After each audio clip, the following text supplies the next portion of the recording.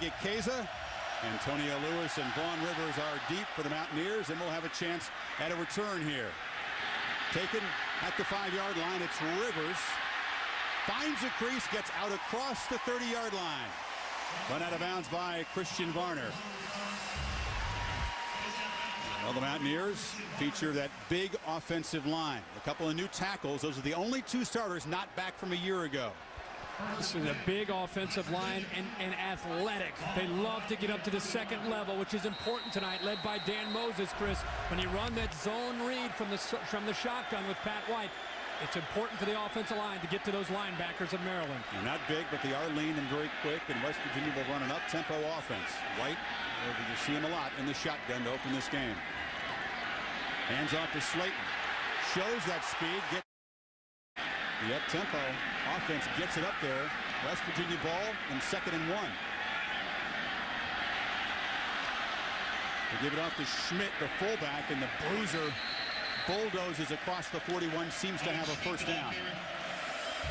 This Maryland defense anchored by some linebackers. The name Henderson, familiar at Maryland. EJ is Aaron Henderson's big brother. Wesley Jefferson, the steady middle linebacker. Philistine, a first-year starter. Well, it's going to be a great challenge here for these linebackers. The no huddle, different degrees of speed as far as the tempo that's created by Pat White. They've tried to prepare for this offense, and now it's right in front of them. So the Mountaineers dodged disaster in that first snap. Fumble ruled no fumble, and a first down at the 41. Once again, it's Slayton knifing up the middle, showing the quickness of getting to midfield. So often West Virginia will stretch the field, make you defend every square foot of it, but then run it up the middle. One of the things that Pat White is instructed to do is look at the safeties. You have 2 safeties that are back deep for Maryland. And when he sees 2 safeties, he will check to the run every single time. He'll look over to Rich Rodriguez for that confirmation. You've got to get your safeties up involved to slow down this running game. 8-yard gain. Slayton well on his way to making Maryland regret their decision to pass on him. And now it's Schmidt picking his way for good yardage down near the 41 of the Terrapins. This is one of the most run-dominant offenses in college football, Kirk. Almost 80% running in the last 6 or so games since White took over as quarterback last year. Chris Kosh, the defensive coordinator from Maryland here early, is trying to send a message to Rich Rodriguez that, hey, we're not intimidated. We're physical. We can match up front, and we can get you to be able to slow down their running game just with our front 7. Right now, it's not working for the Terps. And they're running the up-tempo attack. They've got 3 different tempos, all of them fast. This is White keeping, spinning, and a nice job hauling him down. Trey Covington, the sophomore defensive end. Rodriguez, the offensive wizard, discovered by Tommy Bowden, who brought him to Tulane and then Clemson, and then taking over at his alma mater here. I know Urban Meyer gets a lot of credit, and he's a great offensive coach, but I know that Rich Rodriguez, talking to a lot of coaches around the country, a lot of respect for him. Number of coaches come to visit Rich Rodriguez in the offseason to learn more about his style and up-tempo spread. First, 2nd, and long for the Mountaineer offense on this opening possession. Little pitch. Slayton makes a man miss, heads down the sidelines, shows the speed, and scores!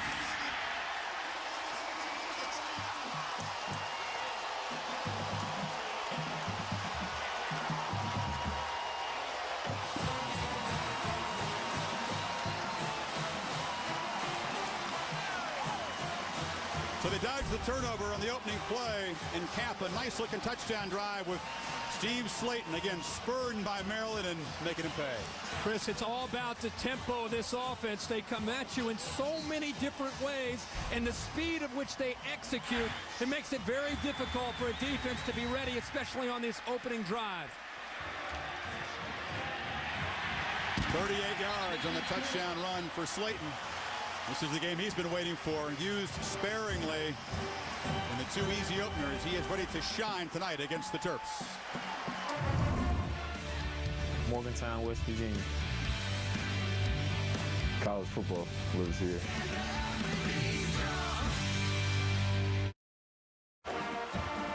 Steve Slayton just got that fresh haircut yesterday. Looking good. That's how he meant that to turn out, I think.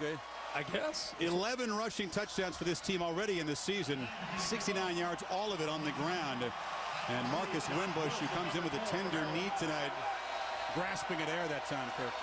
The entire defense grasping for air on their heels. It's back to the drawing board for the Terps defense. There you see the veteran quarterback for Maryland, Sam Hollenbach, waiting his first chance. Early pressure on that Maryland offense as West Virginia has scored quickly. And a fumble on the kickoff, and West Virginia covers it near the 11-yard line. They're still scrambling for it down there.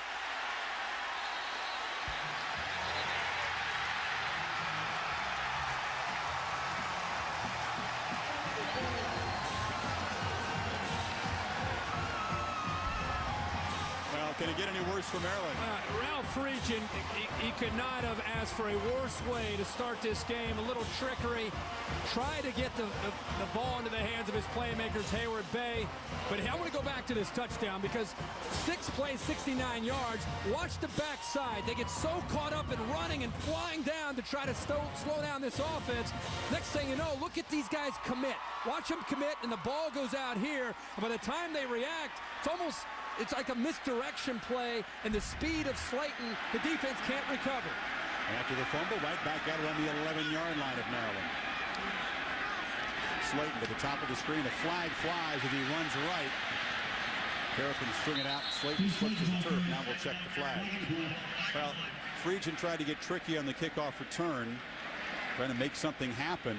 It backfires. Now he needs a big stop from his defense here. You see it'll be 1st and 15 for the Mountaineers. Ralph Friedgen has great hopes for this season. Starting the first 3 years, winning 10 games. In the last 2 years, finishing 5-6 and 5-6. And it's kind of an example. Those first 4 games were played in those first 3 years. And, of course, the last 2, Rich Rodriguez has been able to dominate. Rodriguez turning the tables. Both the games, each of the last 2 years, have been closely contested. Won by West Virginia in the 4th quarter. Slayton slips, so Maryland declines that false start penalty. It'll be 2nd down and 10. Slayton to the left to Pat White. Owen Schmidt to the right. And it's a reverse. They pitch it back to Darius Raynaud, who gets inside the 6-yard line. Trey Covington. Nice job on the stop, but you see some of the dimensions of this West Virginia offense, and all these guys can run. What they make you do is they make you cover the entire field. When you get so caught up in defending the speed of White and Slayton, and defensive coordinators talk about pursuing to the ball, and you can see why. 8 plays, 75 yards all on the ground, but you have to be careful on the backside to overcommit, because then they'll check you in the backside. On 3rd and 5, White's going to throw his first pass wide open. Touchdown, West Virginia. Raynaud.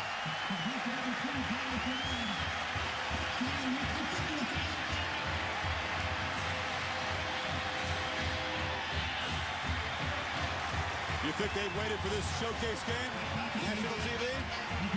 Mountaineers are ready to send a message to the nation here early, and this is, again, the versatility. This is what Pat White and this offense can do. Is he guy can throw the ball? I know he's wide open, but they, again, coming at you in a variety of ways. It puts a lot of pressure on that defensive secondary. Pat McAfee is 15 of 15 on PATs this season. 2 touchdowns in 1:32. The second set up on the fumble kickoff. Maryland in big trouble when you come back. Prominent place in the Mountaineers Hall of Fame for that Sugar Bowl, which was played in the Georgia Bulldogs' backyard in the Georgia Dome. And West Virginia had a start about like we're seeing tonight. They just jumped on Georgia, shook up the college football nation, and had to hang on to win an enormous win for their program and also for the Big East Conference. So far, they're jumping on the ACC's Maryland Terrapins here. Chris, it goes to show you how important those bowl games are at the end of the year and how they can spring you into a lot of momentum and high expectations in the polls that following year. And the kickoff, fielded by one of the up men as they avoid Josh Wilson, who's a dangerous kick return man. Danny Okendo is stopped about the 30-yard line. Chris, I want you to keep an eye on the action in the backfield by Pat White in Steve Slayton and how much attention the Maryland defense pays to the guys in the backfield. Look at the three bodies flying up here because of these two. The only problem is, with all that attention being paid to the speed of the backfield, you got to always remember that Pat White can throw the football. So White and Slayton not only hurts you running the ball, but also that time using Slayton as a blocker and a decoy. And the first snap for Hollenbach in the offense, and they're down 14-zip on the road. Lance Ball running right, bites his way through a tackle and bounces for good yardage on the far sidelines. Antonio Lewis, the corner, wrestling him out. This Maryland offensive line is absolutely huge. Hanos, the tight end, very big shoes to fill. Vernon Davis now with the 49ers, the number 6 draft pick. Hanos goes about 270. They have 4 300-pounders up front. If there's any advantage that Maryland has up front, it's the offensive line. They've got to take advantage of that size against a smaller but quicker West Virginia defense. On 2nd and 5, it's Josh Allen and is the tailback, and he gets the handoff. Spinning forward for about 4. So this West Virginia defense can't match up in terms of size, but they certainly are speedy. The DBs are all new this year. They play a 3-3-5, kind of an odd stack formation. They're breaking in a lot of new people. Eric Ricks gives them some experience in the back end. And that's the one question about West Virginia. And we're going to see tonight if Sam Hollenbach, the quarterback for Maryland, can eventually make them pay for that inexperience in the back end. But they got to get a first down first. They need a yard. Ball behind Big Tim Chaser, the fullback. And he gets the call. Steps to his left. First down yardage up the middle. Nice little move to his... Lance Ball to be able to keep the ball away from Pat White. Ball has good vision, good balance. That's what he's known for. Now he's spared by Josh Allen. He's a short game. Allen, the senior from Tampa, played an 0 Pacific. College football lives here. So, 2nd and long. Play action fake to ball. Hollenbach flipping it far side, miscommunication. Tackle. See if it works here for him. Trajan has praised Hollenbach's decision-making. This is his first tough decision, perhaps, of the night. Rolls to his right, late pressure, and just fires it over the bench. So West Virginia got pressure without bringing a lot of people, and Hollenbach has to throw it away. Charles Pugh, the bandit back, was in there. Well, Chris, that time, Hollenbach doesn't need to leave and get out of there. The offensive line, there's only 4 men rushing. It's easier to be set up here. He got a little bit of pressure from the left. He's got to be able to sit in there, be strong, and find an open receiver and deliver the football. The senior, Podlesh to punt, and Antonio Lewis. Excellent return for 4.6 speed. Back for the Mountaineers. High kick. Lewis lets it bounce as he's supposed to at the 10, but he gets a nice Maryland roll out of bounds at the 3, and Podlesh, very accomplished punter at doing that, downing it deep. Now, with 97 yards of field to defend, can the Terrapins do just that against this speedy backfield? It's about the first break that's gone in favor of the Terps. They got a fighting chance, this defense now. Got them backed up. They haven't had many answers so far. No, it has not been pretty. Early fireworks as we join Aaron Andrews on the sidelines. Early fireworks indeed behind Maryland's bench for the defense just before they came out on the field. The theme, guys, this series is the most important one. Forget about the turnover, it's over. Forget about the 2 touchdowns, they're over as well. Take it 1 snap at a time, but they seem to think this is it, Chris. On this snap, it's White running to his left for a short gain. Aaron, that's a great point. When you're on the road early with a young team and you're trying to prove to yourselves that you can win, you almost have to weather the storm. This is a 4-quarter game, and as bad as things look right now, they've got to put that behind them and try to win this series for this defense. To complain about the Maryland defense in the first couple of games, too tentative, playing on eggshells, not trusting their instincts. And time to turn it loose, my friend. all right, coach him up. On 2nd and 6, White flips it near side to Raynaud, who caught the touchdown pass, and he gets up near the 20 and first down yardage. So much for pinning him deep. The junior out of Louisiana. You'll see him a lot on screens and those inside slot routes. Chris, really, I feel Darius Raynaud gives them that look, but I love how the receivers blocked downfield, and because the ball was thrown behind the line of scrimmage, you had some receivers downfield picking up some big blocks, and giving Raynaud some nice room to pick up a first down. Caution his first year as defensive coordinator, last couple of years at Kansas State. This time White fires out in the flank, caught again.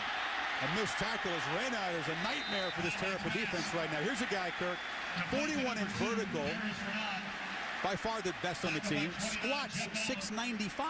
Well, he would be a running back on any other offense. But again, I want to talk about the receivers and how they take so much pride in their blocking. Rayshon Bolden that time, the senior, coming off the sideline. You would have thought he made the catch and picked up the big gain. Everybody takes so much pride in their blocking with this group of receivers.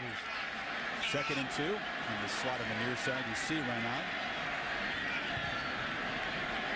Slayton to the right of White, and Schmidt, the big halfback slash fullback, who bulls ahead for another first down at the 33. Owen Schmidt, an interesting guy. He also, as Aaron mentioned, sent tapes to Maryland, hoping for some interest. He was Wisconsin River Falls. Guy came from Virginia. They didn't have a lot of interest in this guy. He walked on here. Walk-on is important. Rodriguez said, be patient. He ripped up the scout team, gave him a scholarship the following spring. He's given 24 players scholarships in the last 4 years, former walk-ons. He encourages that. And here's Pat White again checking at the line. Steps back, fires downfield over the head of Raynaud, who gets hit after the incompletion. Christian Varner there on the coverage. Ball's incomplete. Number 3, Christian Varner, defended on the play. I think the Mounties like playing on Thursday night. I think they get a little bit excited. This stadium comes alive. Off to a great start here. Incompletion. You'd think most teams get back into the huddle. Pat White and the Mountaineers back to the line and attacking again now on 2nd down.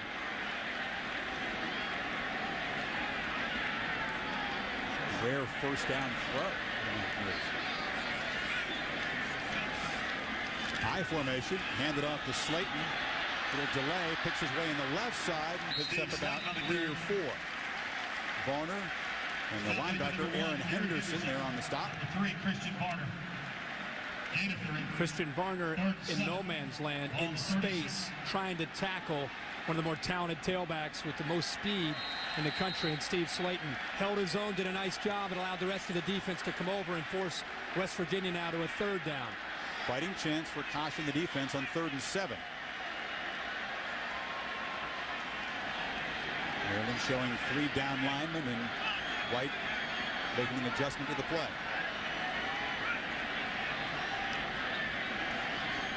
They bring the pressure, they pick it up. White fires complete across the middle, first down near midfield. Brandon Miles with his first catch of the night. And fastest wide receiver. Because of the way they cross the action, the linebackers have to be very aware of the running backs. And when they cleared out with the running backs, it left a huge void right into the middle of the defense, and an easy throw there on 3rd down for Pat White to Brandon Miles. The lefty known as a runner, but he shows the arm right there. Hey, Pat White has a strong arm. It's just a matter of the receivers developing and giving them the balance that they're looking for to go along with this powerful running game. White 4 for 5. 37 yards and a touchdown a year ago. This a more familiar role for him in his offense. Carry receivers 3 to the top of the screen on 2nd and 10.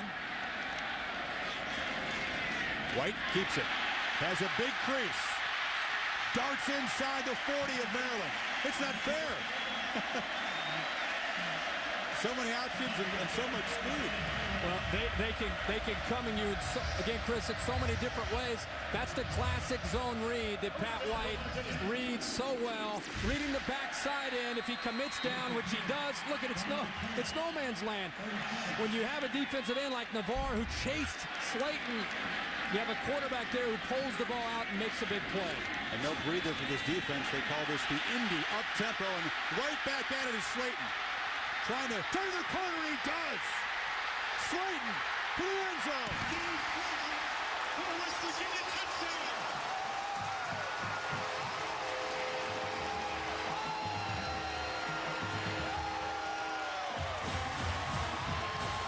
was born with the speed.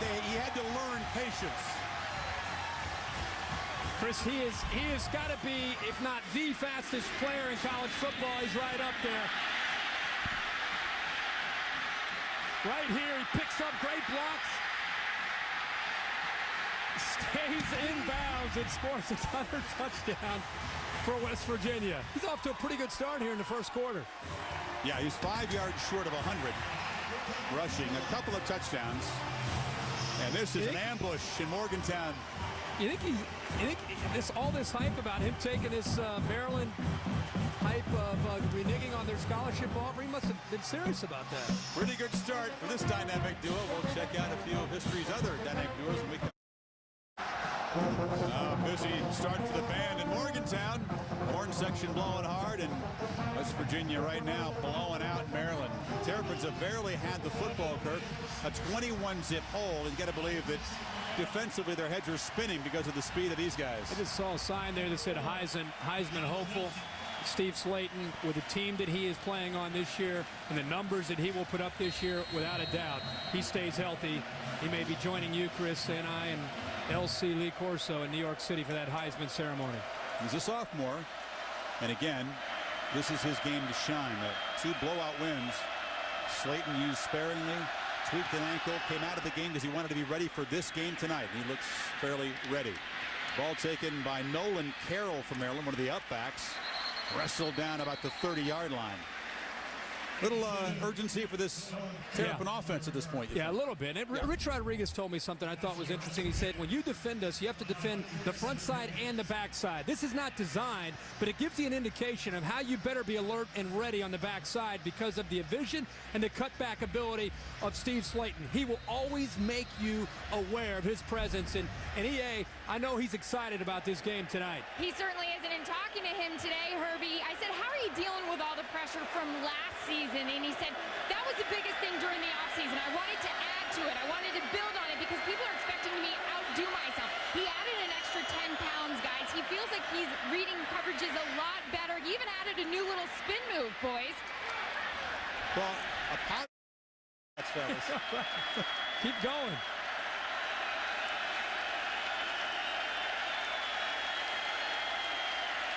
Second and 10. They bring pressure with 5. Hollenbach flips it over the middle. Caught by Okendo. Experience, which is the wide receivers and Hollenbach executing the pass game. Region forced to change the game plan early. Play action fake. Hollenbach steps up. The ball hit as he throws. A diving interception attempt. It is Mountaineer football. And the nightmare continues for Fridge. Eric Works pressured Hollenbach, and the middle linebacker, the senior Jay Henry, the academic All-American, well positioned for the interception. See that time that Ralph Friedgen on the road down by 21 already in the first quarter has a young offense and a quarterback that he's trying to get to believe in himself, and kind of patted him on the back and said hang in there. And now he's talking to Josh Allen, who's a veteran, talking to him about his responsibilities in pass protection. How do you think the Maryland defense is feeling right now? There goes Slayton again, and Slayton off and running again. Gets a block, gets the corner. Run out of bounds at the 1.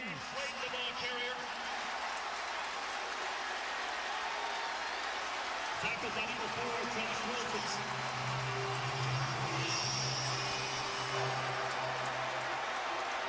You know, I think it might be the Thursday night package. Where we go, we see great backs. Last week, Ian Johnson of Boise State. And I don't know if it's going to get much better than Steve Slayton. I think we should just keep cutting to that Heisman hopeful after every carry. This guy's putting on a clinic here in the first quarter. Boy, is he pretty in the open field. I don't know if Maryland paid for this clinic, but they're enjoying it. First and goal, and a whistle blows as a timeout is taken by the Maryland defense. Catch their breath. They can catch their breath. They're not going to catch Slayton. No. You can see that right now. It's whatever stats he wants to accumulate tonight, he's going to get. If he wants to launch that Heisman campaign, which, by the way, is about the last thing on his mind, he can name his number tonight. Well, he's off to a decent start, 21-yard average, a couple of scores. I mean, what do you say? What do you say? Look at the way the hole opens up. I mean, it's the offensive line. I mean, he's a great back. He's one of the best backs in the country, Chris. But the scheme and the offensive line and the receivers blocking, when you get Steve Slayton into the open field, he's as dangerous a back as there is. And right now, they are executing so well that it's allowing him to just have that open space. And that's exactly what Rich Rodriguez wants. Trying to regroup here with Ralph Regent and the defensive staff. He's an offensive guy, but there's an emergency focus over there. Yeah. I mean, is West Virginia this good, or is Maryland in trouble this year? I think West Virginia is legitimate. I mean, I think they are where they have improved from last year's game in the Sugar Bowl against Georgia is the confidence. The confidence of this team has gotten to a whole different level. And I also think they're more balanced on offense. Everybody wants to be critical of, boy, Pat White can't throw, or he can't throw the ball. I'm sitting there thinking, why does he have to throw? Until somebody comes into this game against West Virginia and can stop them from running the football. You know it's coming, but you can't stop it. Until somebody can, why do they have to throw? I don't think they'll throw down here in first and goal. Schmidt, fullback, in the I formation in front of Slayton, and why not hand it to the sophomore? Fumbles the football into the end zone. A scramble. Everything going right for the Mountaineers. A tight end, Brad Palmer, covering the football.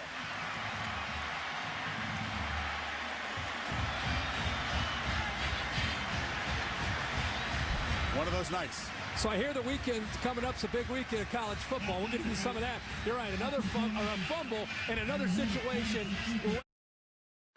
may force him to stay in a little bit longer. Pat McAfee can practice his PAT kicking tonight. Just about 14 minutes into this football game, 28 on the board for the Mountaineers, Aaron. That's right, Chris. Well, remember at the beginning of the show, we talked about Steve Slayton growing up, wanting to play for Maryland. He's got a little bit of extra motivation. His best friend, Pat White, and his quarterback, they both explain about that extra motivation. Here you go. They, I guess, took his scholarship away. He was wanting to go there, and they ain't want him. I guess he had something to prove. Everything happens for a reason, and I feel I'm in a better place because of that. So I really don't hold too much of a grudge against them. Maybe a little bit. Maybe a little bit. Two defenses that will get a swing at slowing down this Mountaineer offense. East Carolina and Mississippi State, two road games. McAfee, the line drive kickoff. It gets past Josh Wilson and rolls out of. The problem is not very many people have those kind of players. Well, the game plan now thoroughly adjusted, you'd think, as they run the option. And Hollaback, a nice little pitch and good running room. That's a wrinkle for the Maryland offense. He steps out of bounds. Georgia Dome against the Georgia Bulldogs. Yeah. The Dogs. So we'll see. For the viewers there, this thing's not even close to being over. It's a great showcase for a football team that may be underrated at number 5. 21. Lattimore picks his way for a short gain. Lewis and Mark Magro, the backup middle backer, on the stop. What a great young man, Steve Slayton. Humble, he and Pat White. Rich Rodriguez says they haven't changed one bit from last year to this year. They're still hungry. And that's the greatest thing to see from that's his running pattern. That's his running pattern on his hair. Zigging and zagging. It's the last run that he had where he cut back for a touchdown. He was telestrating on his head there. Look at this. Look at West Virginia sprint to the other end.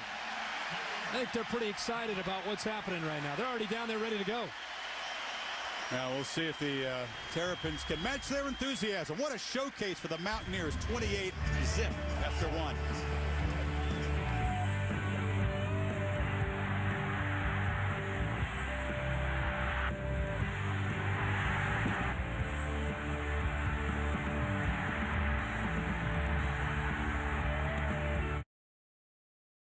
From Morgantown, West Virginia's run 21 plays and scored 28 points. And the folks who drove the 210 miles to the Maryland campus in College Park, bumming early on.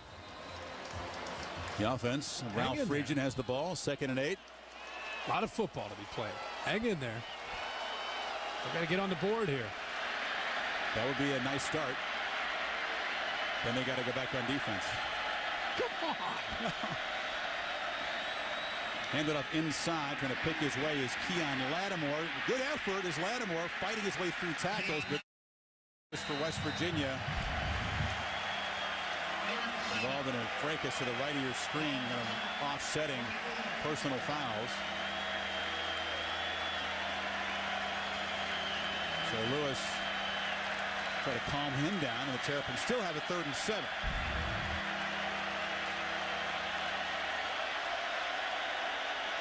About 2 seconds on a play clock. Just off, and Tom Hollenbach flips it back near side for Ball. Ball spun around and stopped.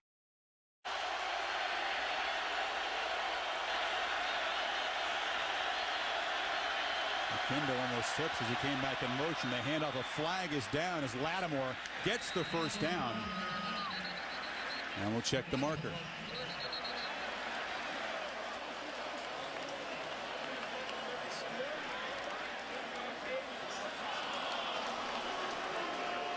It's on West Virginia.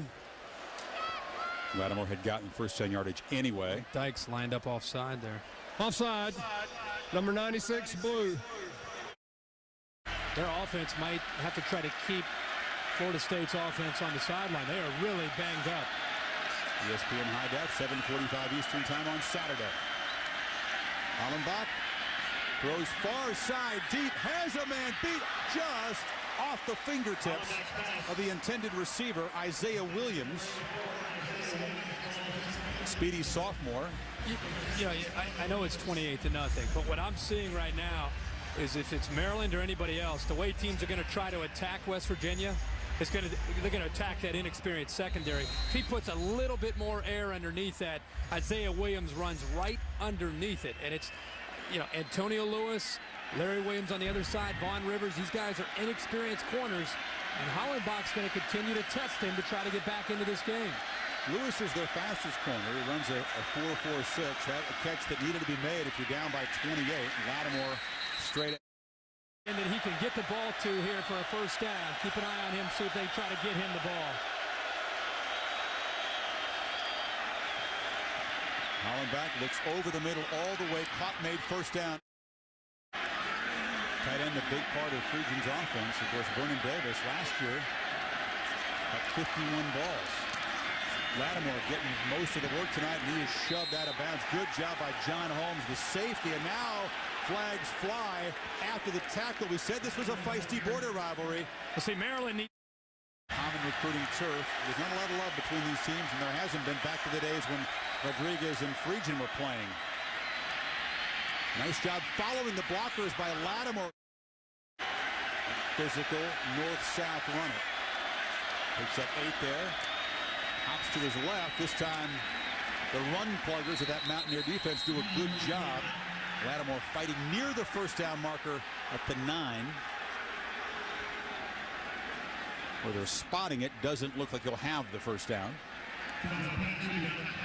Looks like he's going to be a little bit short. If they have a sneak here or they end up getting this 1st down, they're going to come out with a check to see if he picked it up for the measurement. But Chris, when Ralph Friedgen was in his heyday as an offensive coordinator and a play caller, this is where he would go play. On 1st and 10, he'd come back with play action pass. He would go against a trend instead of trying to keep banging it in there because that's been successful. They're going to be a little short. He'll get the 1st down here, then he'd come back, get him the defense flying in to stop the success of the running game, and then he'd pull it out and find a tight end for a touchdown. So figuring this is 2-down territory, does he gamble a bit here? Maybe he takes a shot, but I think because they're down 28, you just pick up the 1st down and then come back on 1st and 10 and get aggressive. Lance Ball, the tailback.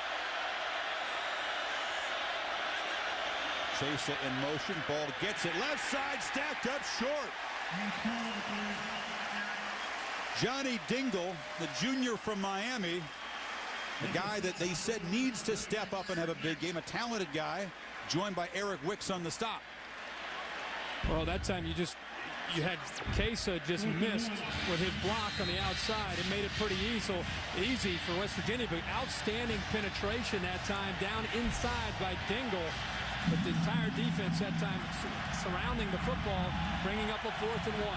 Quickness beat size on that play. We call this crucial. Ball is the deep back. Chesa in motion, and Ball gets it and slices to the left for a 1st and a goal.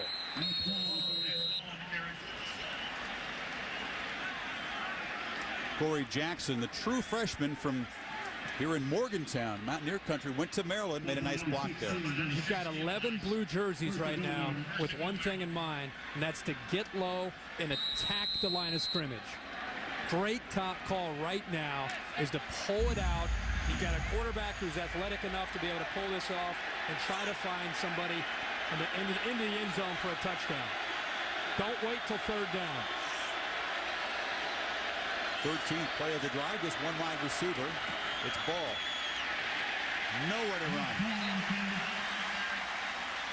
Filling was Mark Magro, and on the bottom of the pile, big Pat Liebig, the junior nose tackle. Again, Chris, the blue jerseys not respecting the passing game at all, because let's face it, outside of the 15-yard penalty, there's been a lot of success with Maryland running the football with Ball and Lattimore, kind of that tandem. Maybe here on 2nd down, they try with just one wide receiver in the pattern here for Hollenbach. The play action, flip it over the middle for the tight end, broke it up. They were looking for Haynos to the back of the end zone, and Antonio Lewis, who's been active tonight, got a hand up. That's the play. That's exactly what you'd like to see. I thought Ralph Friedgen might go to that on 1st and 10. The windows against this athletic defense, it's quick. It happens very fast. He threw the ball just a hair late. He throws that as soon as he hits his 5th step off of the play action fake. It's a touchdown. Tight end set back in a slot now, and 3rd and goal. Hollenbach flips it open, has a man wide open, and it's Haynos for... Methodical, 15-play, 80-yard drive for Maryland, chewing up 6:39. Dan Ennis knocks through the conversion. And now the matter of defending West Virginia's speed. It's still 28-7, early 2nd quarter. When we come back, we'll take a look.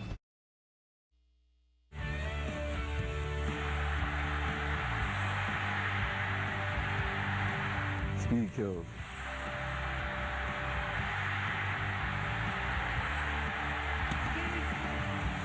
College football, really see it. Morgantown's alive tonight. Steve Slayton and the Mountaineers, 4 touchdowns, 3 long drives and 1 short one set up by a Maryland fumble. And the kickoff following the first score. They're having fun here. It's going to be a fun season for these folks, huh? I would think so. Now, they do have to go on the road for 2 other Thursday night tests. So we'll talk more about the big showdown in Louisville later on the arch rivalry with Pittsburgh at the end of the season. Look at Kese, just nubs a short kickoff. Kind of a scrum at the 35-yard line. Let's get an Aaron Mabor on this Mountaineer speed. How about this, guys? These Mountaineers feel the need for speed, literally. I mean, they take pride in all this tempo. Herbie, you've been talking about it all night. Here's an average of 40 times by positions. You guys were talking about the tempo on the offense. We saw it on the defense. West Virginia takes pride in nobody outworks us. Some of the coaches were telling me, Coach Rodriguez, he loves developing the athlete. He loves getting the maximum potential out of these guys. And you can see it all over the field tonight, boys. Yeah, Maryland's getting an up-close and personal look at it, Aaron. The defense back on the field, haven't come close to stopping the Mountaineers yet. And there's Slayton again. Slayton knifing through. Bounces to his right, rips off a gain of about 16 across midfield. I mean, the combination of speed, along with a very difficult formation. Officials talking about a flag that came at the end of the run. Personal foul, number 3, defense, 15 yards, first down. That's Christian Varner flagged as the frustration continues on the Maryland side. Outside zone here by West Virginia. I want you to watch the parallel steps by Steve Slayton. The reason that's important is it creates patience by the back, but it also allows the offensive line to get up to the second level of the linebackers. Patience by getting parallel allows the linemen to get up to the linebackers and creates that huge void in the defense. Steve Slayton does that as well as any back in the country. Great patience by number 10. So Maryland needing a stop has this short kickoff, one run, a personal foul, and right away West Virginia's on the 35-yard line, and Slayton gets the handoff from a different kind of formation. That time they stuff him, David Holloway on the stop. Tackle by 54, David Holloway.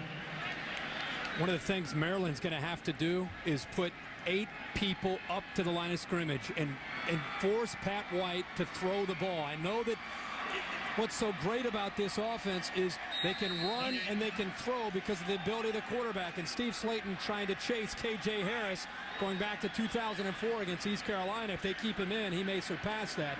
But that balance, Chris, keeps the defense back and allows them to continue to run the ball. This time they pitch it out, and it's Owen Schmidt, the big physical runner. A flag is down near where the receiver Reynaud was throwing a block. Philistine on the stop. Hold? It looked like a hold by Reynaud. Let's see. Face mask. Well, pointing the other way. The officials signaled against Maryland. Personal foul. Face mask. 34 defense. 15 yards. Automatic first down. So the second personal foul against Friedgen's team on this drive, that one against Dave Philistine, will march the football to the 16-yard line.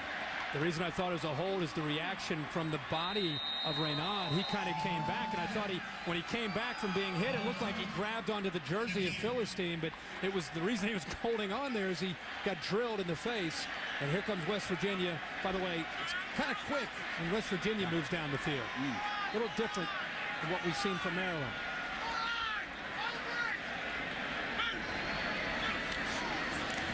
Four receivers. Slayton hammers the left side. Dre Moore, the nose tackle, got out there. You hear spread offense all the time. And you hear the term zone read all the time from different teams and watching them.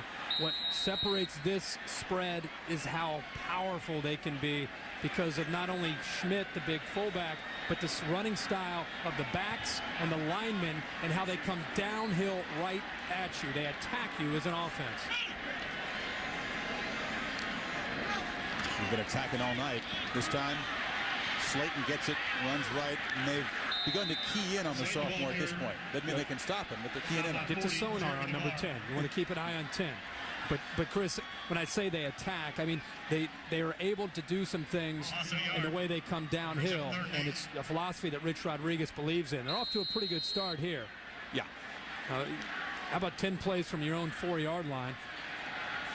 Lightning quick getting downfield. Here's one of the few third downs we've seen them have to try to execute on.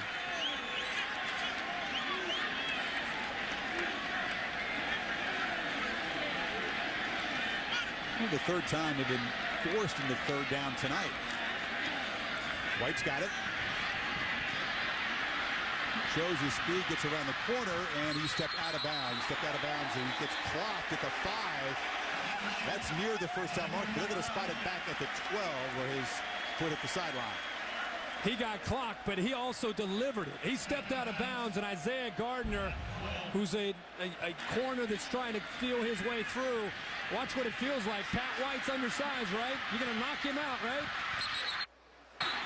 I think Isaiah Gardner, that's he felt that when Pat White builds up some speed, he can lower the boom, but at least they stopped him from scoring a touchdown. So McAfee on for a 29-yard field goal attempt. It is a bit of a victory, isn't it?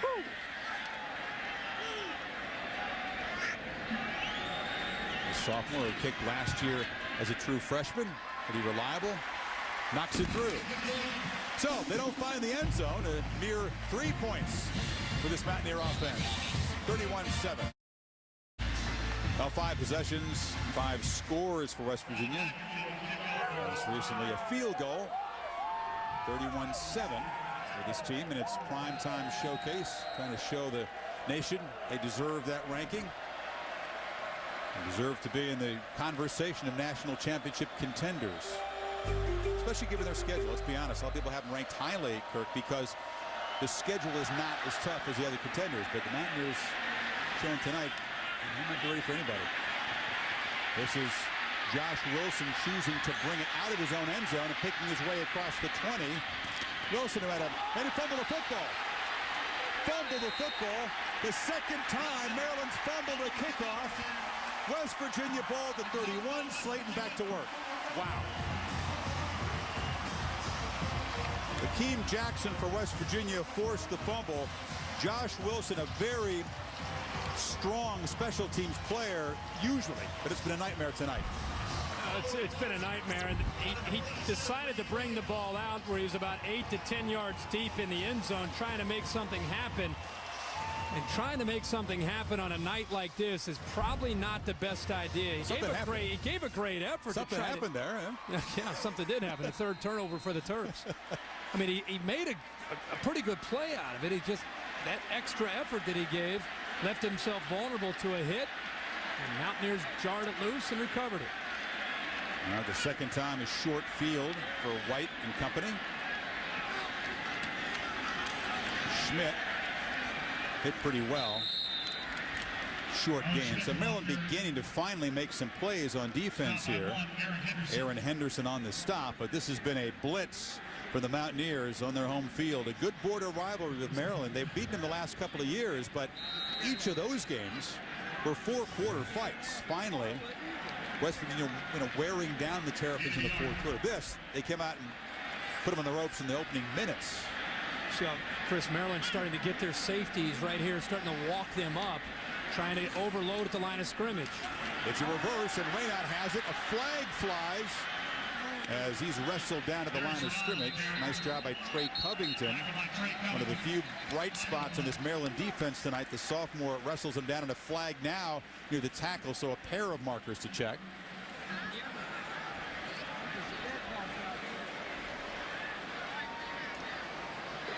There was a flag during the run and then after the run. Both of them on West Virginia. No feisty now.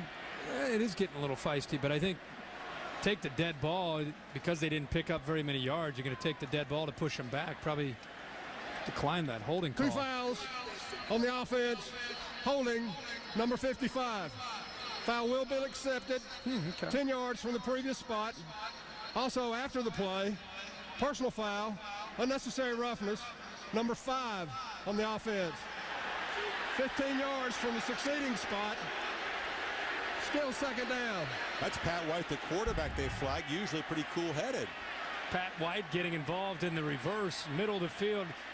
A little bit of a holding call. They actually called right there. And then you see Pat White try to pick up a block going downfield. He goes out of your screen. He keeps working the defensive back. Yeah, he's going into the sideline. Because they stopped the play, it would have been third down if they didn't accept the holding call. But they accepted the holding call to give them another chance. 5, Pat White, still driving, still pushing. Yeah, you got to call that. Christian Varner, the DB, got shoved way out of bounds. You got to call that? Well, when it's the quarterback doing it. What? Quarterback can't be Pat White's trying to get some points from his boys when they watch film. He just wanted to hit somebody. It's a rare chance. I love that. Keep doing that, Pat White. 2nd and 34 now. Mountaineers give them a shot. They got a shot here with 10. You never know. They flip it out near side. Nice job of fingertip grab, but a short gain. Reason I said I thought they declined the holding call is now this would be 4th down and a chance to get the ball back. Now more clock has a chance to go down and less time for Sam Hollenbach to get a chance to move the offense down the field. Raynaud now has 5 catches already, and it will be 3rd and really long.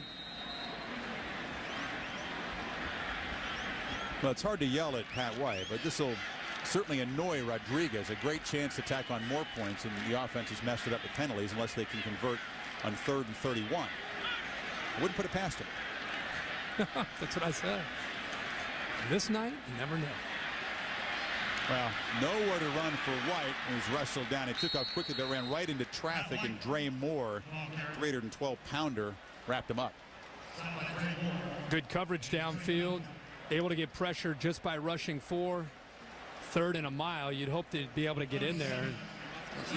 As good as West Virginia's offense is, I don't know if they have a designed route for, what was that, 3rd and 34? You know what, though? Maryland's defense against Middle Tennessee State gave up some 3rd and very long conversions in that game. So it's possible. But this time, the first action of the evening for Scott Kozlowski, the Mountaineer punter, a first-year punter. Varner is back deep.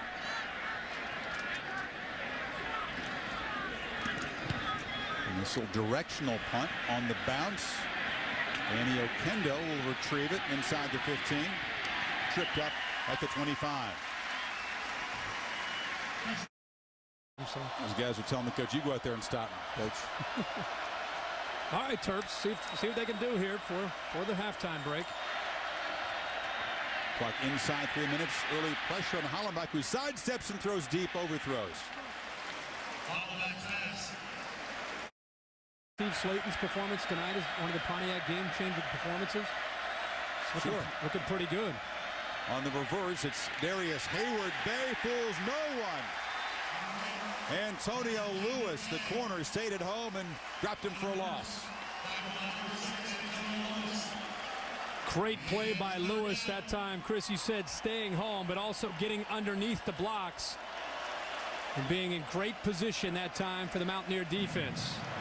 They tried to get the tackle out there. Tried to get the tackle up there to block him. He was much too quick. Too quick for hire. And if they had any hopes of trying to get some points here before halftime, now they've got to try to get it done on 3rd down and long. And now they're looking at West Virginia getting the ball again before halftime if they don't convert this 3rd and 14. Hollenbach again throwing deep for Hayward Bay. And a flag comes out late. Charles Pugh, the bandit back, was there on the coverage. And Vaughn Rivers got him. It's going to be a call for the push in the back, but I don't think the ball was catchable personally. Pass interference. I mean, he throws the ball. Number 19, there's no way. Defense. It's a push in the back, yards. but there's no way. The ball's out of bounds. There's no way you're going to make a catch there by Darius Hayward Bay. Ball's thrown out of bounds. Vaughn Rivers has every right to be upset. 3rd down and long.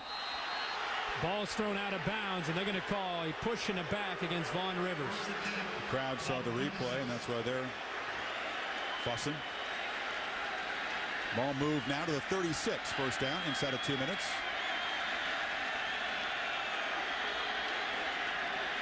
Joey Hanos, the tight end, in the slot. He'll sneak out over the middle, and Hollenbach looks for him, finds him for about a 10-yard. Well, we've seen it over the years from going back to Joe Hamilton and George Gotze at Georgia Tech. Once again, they work to the tight end. Hanos, same formation, similar throw, this time a shorter gain up near midfield. 15 turns. Well, Hollenbach getting rid of the ball quickly. It's good to be able to get the ball out. Same time, sometimes tough to be able to get the ball downfield. No, Pugh, that's a tough matchup. He goes 195 pounds. Hanos is 267. Trying to stay with him. He's also given away about 10 inches in height. Now they put Hanos in the slot to the right. He stays in as a blocker as Hollenbach flips it to Isaiah Williams. Another short gain will set up a 3rd and short. Jeff Castile, the defensive coordinator from West Virginia, just kind of mixing up the looks. They have the unconventional defense, the 3-3-5. It allows them to be pretty creative with their blitz package. That time they brought a corner blitz off the side. Hollenbach had to get rid of the ball quickly, and now it's 3rd down and short. You don't see this defense except in the Mountain West. Air Force uses it. Hollenbach on 3rd and 3 flips it complete for a 1st down. The 40-yard line of West Virginia's Danny Okendo. Versatile member of this receiving group. He'll play all 3 receiving positions for the Terrapins. Right back at it. Clock will wind at minute 33. Hollenbach, another short delivery. Once again, Okendo coming out of the slot, breaks a tackle. Near so far. Hollenbach connected on his last 5 throws. This time rolls to his right. Doesn't quite have Pat White's speed. Scurries out at the 11. A little difference in the wheels and the two quarterbacks tonight. Yeah, a little bit. You know, you could kind of read the body language from up here from West Virginia, the players, after that pass interference call. They've lost their composure a little bit, and Rich Rodriguez is upset. I mean, it's one thing to when a team executes against you, but when you help them, that's where it drives a head coach crazy. And now, once again, with the help from West Virginia, Maryland executing, making some throws from Hollenbach, but moving the ball down inside that 15-yard line.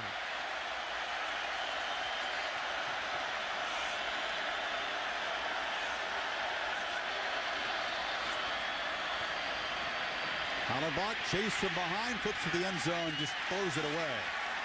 I predicted when Aaron talks to Coach Rodriguez at the end of the half here, he might mention those 4 major penalties they've taken in the loss of composure. That's got him upset. That's all he's going to talk about. He's not.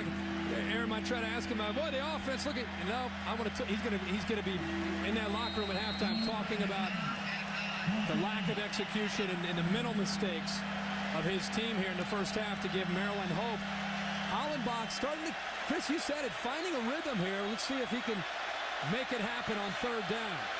He needs to find 9 yards, get near the 2-yard line for a 1st and goal. Fires short off the hands of Janos, incomplete. Pretty well delivered. John Holmes there on the coverage, but the big 6'8" tight end couldn't haul it in. And they tried out the field goal team. That is a long throw to the sideline. Even if the tight end's able to come up with the catch there, the defense is there, and he's going to be short of the 1st down. This is Dan Ennis, who struggled a bit, missed a couple last week. He is a senior. And this from 28 yards.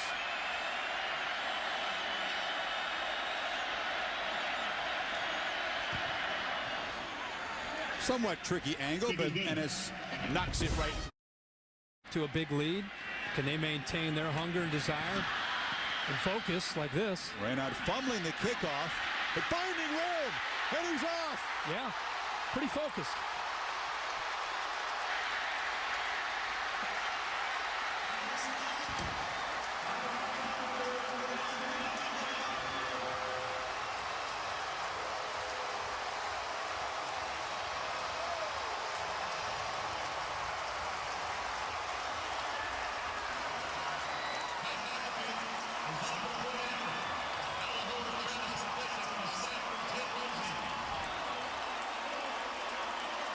Friedgen trying to smile, but he couldn't. 96 yards for Raynaud, who's had a monster first half as well after he fumbled the ball. McAfee is perfect. We've got something else to talk about now there. Now, yeah, that'll trump the negativity of some of the mental errors, but I tell you that there's nothing that replaces overall speed of a team.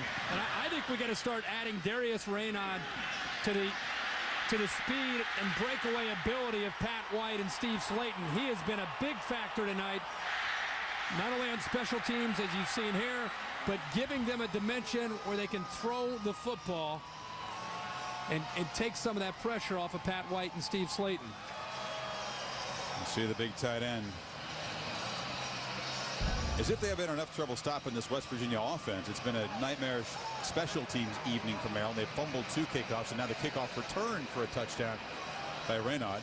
What I was saying before that 96-yard kickoff return by West Virginia is, seriously, game 2, game 3 of the season, you really have a chance to learn a lot about the character of your team for both coaches. Rich Rodriguez has a chance. Can his team stay focused when they jump out to a big lead, or they let their guard down a little bit? They bounce back with that big return. They've looked great, obviously, all night. And then for Maryland, to his guys go in the tank, because it's not just about tonight. Right. It's about building the morale and the character of the team throughout the entire season. So still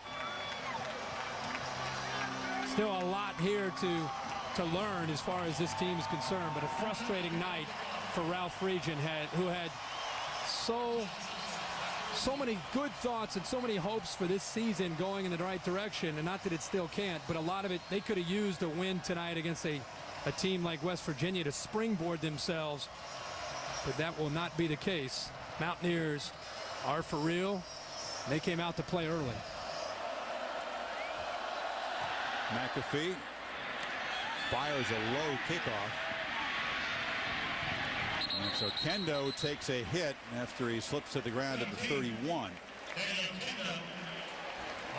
So Reynaud, pretty good night, stealing a bit of Slayton's thunder in the first half. 4 receptions from it on a touchdown. Run the ball once for 6 yards, and then the kickoff return to the house. Well, he's big on special teams, but where they play him on the offense, the inside receiver, he is a running back that lines up as a slot receiver, and they get him the ball off the bubble screens. They basically just try to find a way to get him the football in space. Okendo and Hayward Bay set out wide to the left as Maryland, with the play clock running down, will have to spend a timeout here. 11 seconds to go in the half.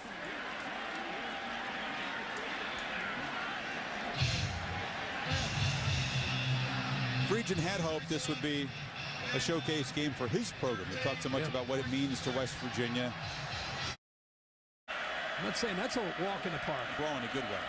Yeah, Fun game. It's go time. Hollenbach flips it into the Mountaineers bench as he's brought down.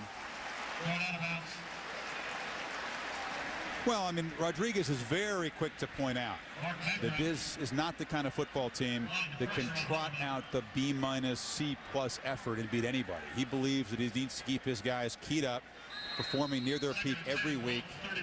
That, yeah, the offense is explosive. Yes, there's a lot of speed on this field, but overall as a football team, they're not going to get away with the off night. No. Like an Ohio State might be able to, or USC or so on. So. But that's what they build this season. The hype's only going to build from this. They build their program, though, on that kind of attitude.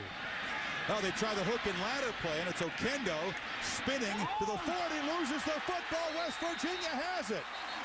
Time, thankfully for Maryland, has run out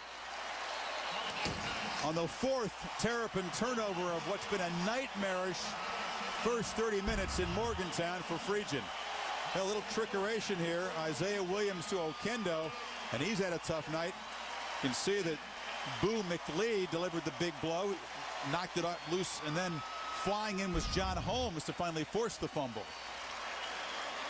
Well, let's hear what Coach Rod has to say with Aaron. Well, Coach, right before Darius Renaud scored that touchdown, you gathered your troops together. What'd you say to him? Well, I was just I'm a little upset. We had way too many stupid penalties, and it killed us both on offense and defense, so we got to play smarter than that. What are you going to tell them about that in the locker room? Well, obviously, we had 30 yards of penalties on offense, 30 yards on defense, and we can't do that against a quality team like Maryland. We got to get that corrected at halftime. Coach, thank you. Chris, just as you predicted. Coaches are coaches. I told you.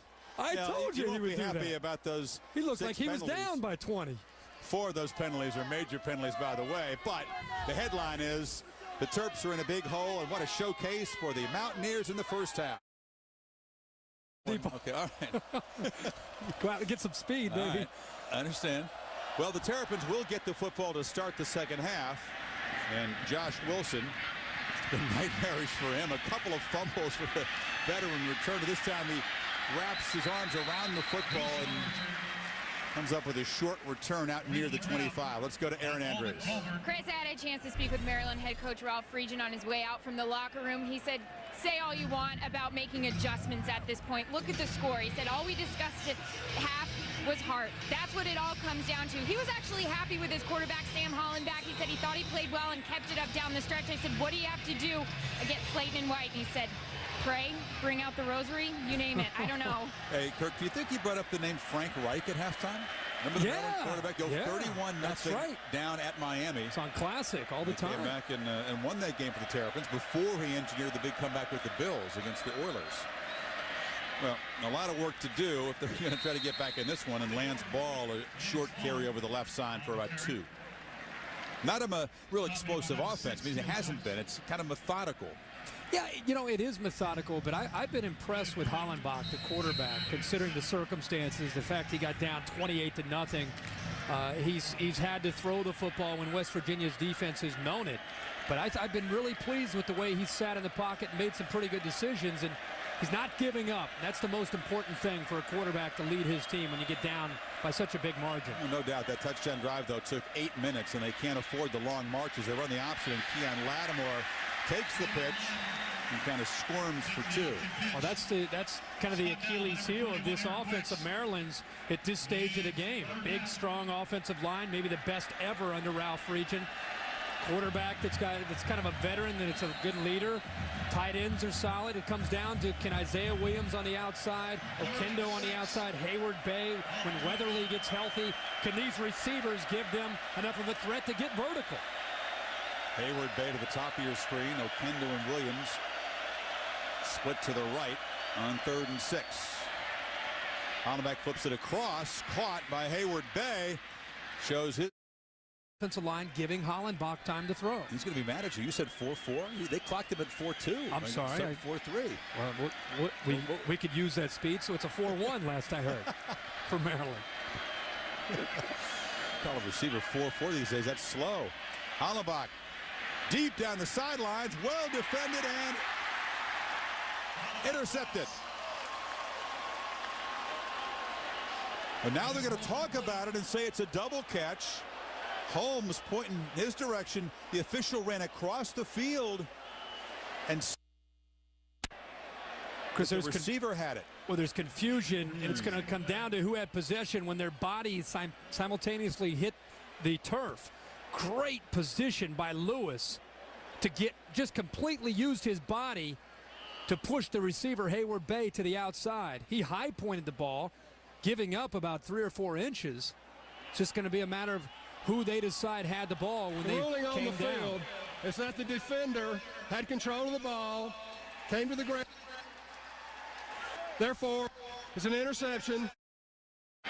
Useful as far as game experience, pretty excited there. And as I said, he take away the fact that there was a little bit of a dispute on whether or not he made the interception. He put himself in great position there to make the play. Now let's see if this Mountaineer offense can get back in sync. So brilliant in the first quarter, sluggish, self-destructive with penalties in the second quarter when they had only 26 yards in that quarter. This is White on the keeper. Cuts back, dances around, loses the football himself, and it looks like the Terrapins have recovered.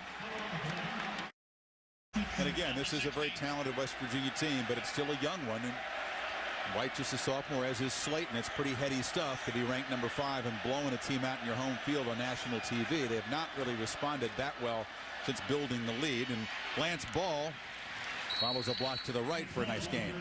Ralph Friedgen decides to use his replay, loses a timeout, and they catch a break by getting the turnover almost right exactly where Hayward Bay would have made the reception. Right. So as fate would have it, it has a unique way of working itself out, and now Ralph Friedgen has to come up with a few plays here where he's going to come up with 7 points. He cannot walk away from here without 7 points. Okendo, the only receiver, set wide as they use 2 tight ends. Ball in the I formation, gets it, cuts it back, barrels up the middle, and finds the end front by the Terrapin offensive line. They attack on the point, so the Terrapins never say die out of Maryland. Well, if they had not given up.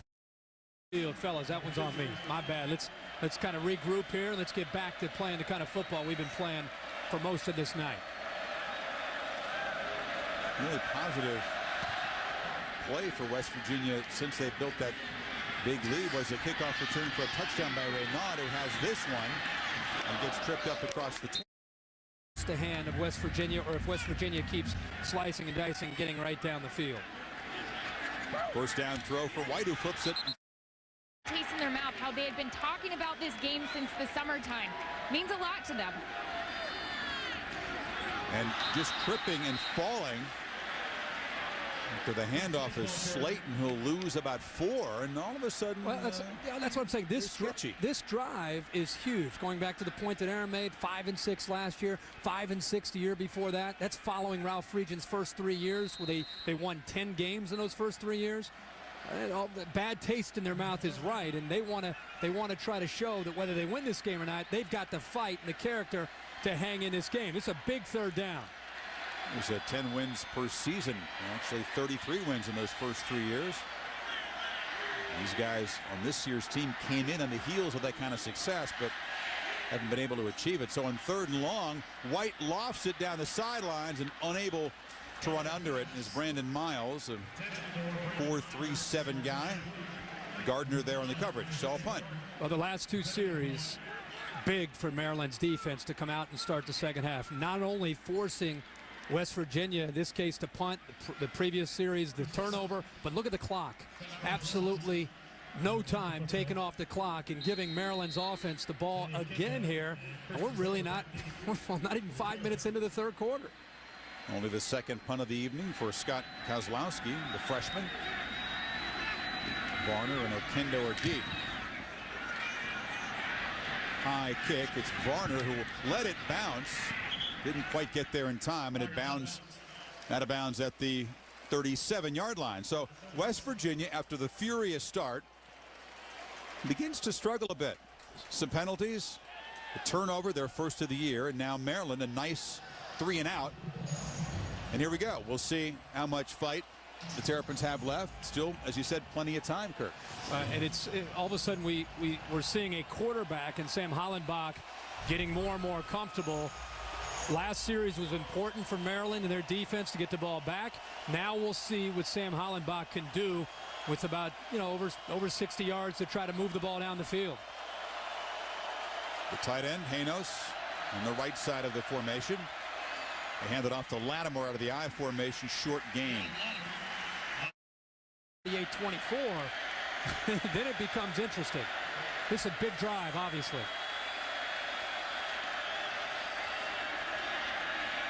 Hollenbach flips it over the middle, caught by Hayward Bay, who had first down yardage, kind of ran back. Media market, not in love with what's going on there the last couple of years. On 3rd and short, they hand it off to Lattimore, and he barrels ahead first down at midfield. Masterful play action game. They flip it out to Lattimore in the flat. A couple of nice blocks. Authority, it's great between he and Lance Ball. It's again provided the Terrapins with a nice tandem in the backfield. This time he tries to turn the corner on the right, nothing doing. Good job by the Mountaineer defense to string it out 4 yards. In the pursuit, John Holmes and Bobby Hathaway there. Aaron, we are seeing an inspired Keon Lattimore tonight. Absolutely. Chris, you mentioned the knock on him being indecisive. I was told actually at the beginning of the year he had a sit down with Ralph Friedgen and said, I'm not happy. I'm not happy with the way I'm playing. I'm not happy with the way you're playing me. Friedgen basically gave him a talk and said, you got to show me more, guy. And that's what he's doing. Well, he's going to rotate in there with Ball and with Josh Allen, but it's been increasingly Lattimore's show tonight. Hollenbach hits it as he throws and fires over the middle, incomplete.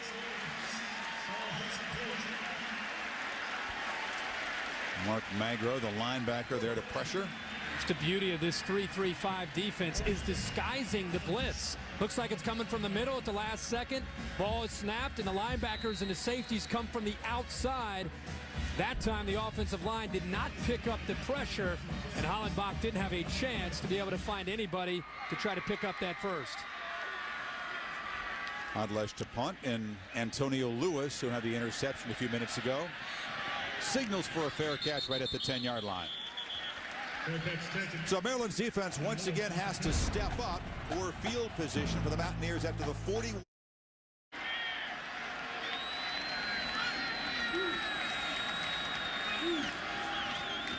White, hands off, running room for Slayton.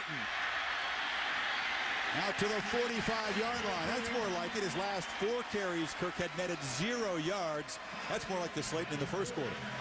This time they're going in a position away from the safety. We talk about Maryland walking their safeties up.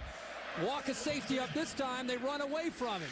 Great check there by the coaching staff on the sideline, giving Steve Slayton some running room, and now here they go. They're trying to create some tempo to get their offense going. 34 yards that time for Slayton, this time a hard-earned 2. Conrad Bolston on the tackle. West Virginia in their spread offense believes in tempo. They have 3 different speeds that they run their no huddle. The regular personnel, and of course they have their Indy personnel, and then the jet. And you can see the first quarter, 230 yards, averaging almost 11 yards per snap. And since then, prior to that big run by Steve Slayton, have not done very much. And Slayton's 15th carry, he reaches the 200-yard mark. This time White on the keeper, knifing through the defense. Pat White inside the 10.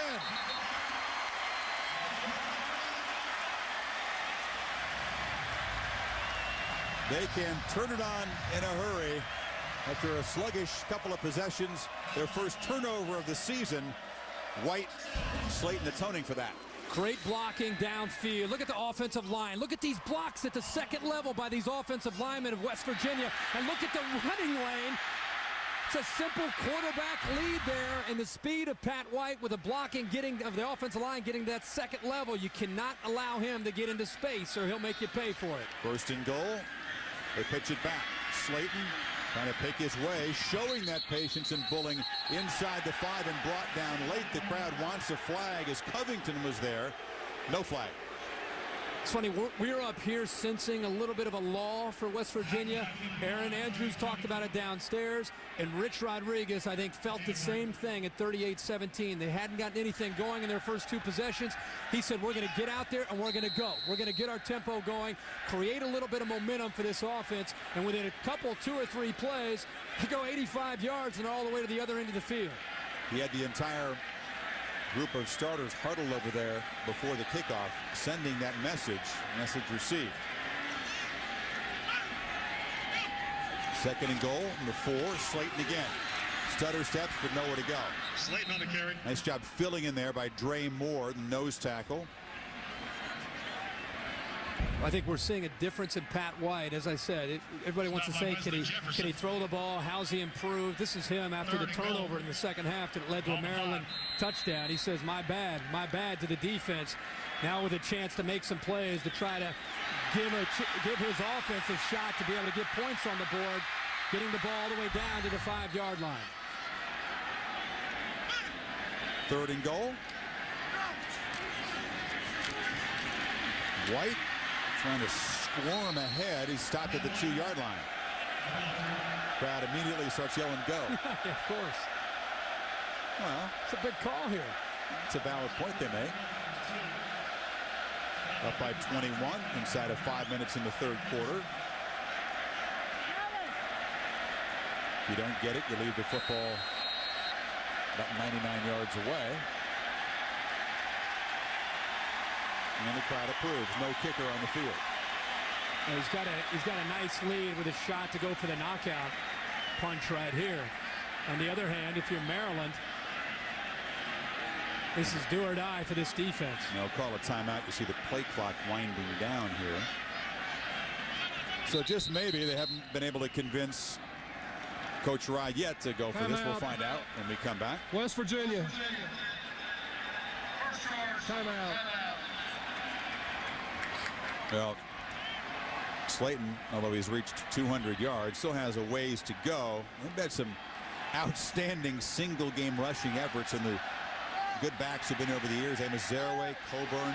Notice that East Carolina was the opponent for K.J. Harris's game a couple years ago and for Coburn's big 260-yard game. You know, the next opponent for West Virginia would be the Pirates of ECU. So if you didn't get the record tonight, another chance next week for Slayton. Well, I love all those backs.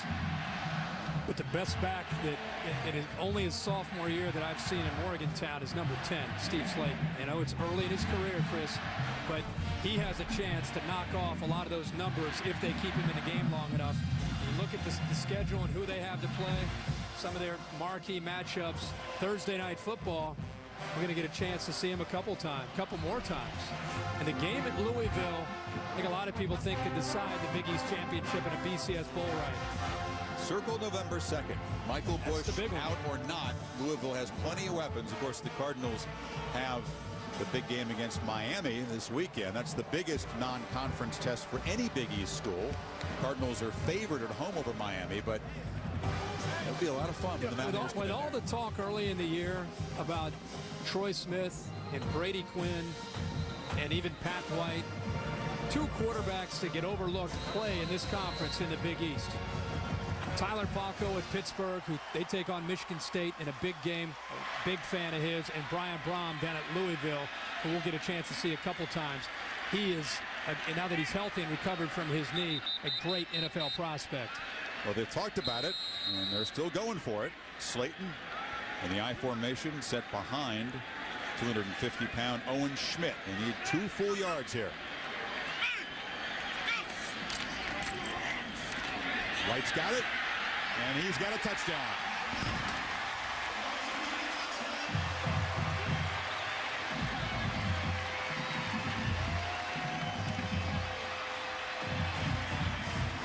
So West Virginia caps a real nice drive. The 2-yard touchdown run from Pat White, the 38th rushing touchdown in the last 10 games. That's incredible. That's vintage Oklahoma, Nebraska stuff. That really is. That is. He averaged almost 4 rushing touchdowns per game over a 10-game span. A 90-yard drive. Half done. 4th down run by White. And one more time, McAfee. And you gotta love the call on the way they use his athletic ability to roll him to the outside, because he has that ability to run and throw. Once again, Pat White leading the Mountaineers to a big score. You love their football in these parts. Great tradition at West Virginia. Going back to Sam Huff and back in the day, and the Mountaineers getting to work out, running out of ammunition tonight too. That musket. Working those tries, looks like you, babe. There's old Sam Huff. Oh yeah, that was some hard-nosed football. Oh man, knock you out. And a short kickoff from McAfee. And it's Noah Carroll fielding it from Maryland. He'll be stopped short of the 20-yard line. Yeah, about 4 minutes ago on the clock, we were saying, yeah, this offense sputtering, sluggish a little bit. I think they found some high octane, and they refueled and got going. Yeah, in the last 6 games, they've kept refueling, because you look at what they've been able to do per game. This is on the ground. I want to see if anybody can get into the face of this West Virginia offense this year and challenge them physically and athletically. Who's willing to put 8 guys up front and say, Pat White and Steve Slayton, you cannot beat us by running the football? Can anybody match up with them and challenge them? Because you've got to be skilled on the perimeter to be able to do that. Allen back, handing off to Lance Ball. He didn't have the speed to turn the corner there as Holmes, who's been very active tonight, the strong safety. Again, the only knock that you ever hear on a West Virginia offense is, can they throw the ball if they have to? Right. And I'll continue to say, why? Why do they have to? Patrick White tonight is only 6 of 9. But again, until somebody shows them consistently that you're going to take away their run, I mean, they're averaging over 350 yards a game on the ground. Well, Maryland knew they were going to run the football. That last drive, though, boom, Slayton for 34, White for 47. Just happened so fast. Big short field. Yeah.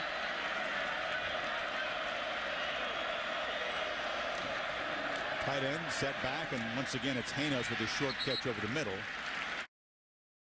Because of the tempo that they create, it's very difficult on a defense to practice that, prepare for the speed and aggressiveness of that offense.